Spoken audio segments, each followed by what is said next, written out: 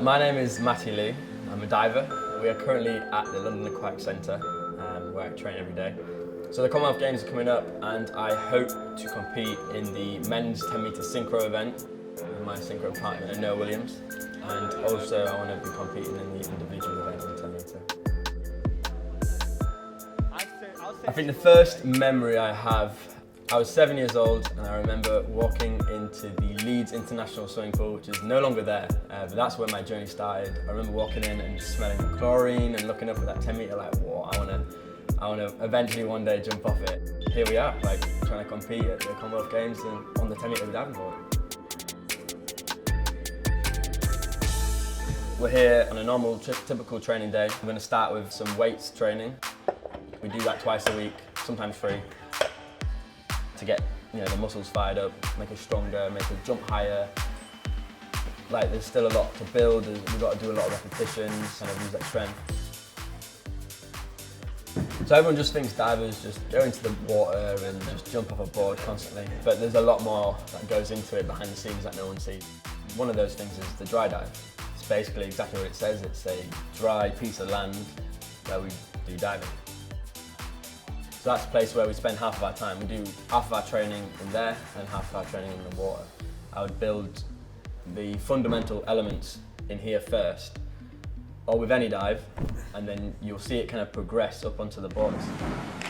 Today, the session's gonna probably consist of some basic skills. You would think I'd be diving on a 10 metre board every session, but if we did that, genuinely, my hands would be broken. So you'll probably see me on a lot of the lower boards, and even in the springboards. When you're on the lower board, you can do more repetitions, more dives, because it doesn't hurt your body as much. You do see a lot of platform divers using the springboards as basically as a lead-up tool to the 10 metre. It's going well, it's going well. Moving quite well, which is, well, you don't think it's going to happen after weights, but it's going well. Matty is looking great. Like he went through just like a few months of building back the strength together. So he went through like a very long SNC program, like few months, and now he's starting getting more dive done in the pool. So we build him back the volume. So they're starting to get the dive ready to compete like in a few weeks' time. On the day of the competition, it's all mental. Your body knows exactly what to do. You're in the best shape possible, so it literally is all mental. And that's something I always used to struggle with. Consistency is key in diving.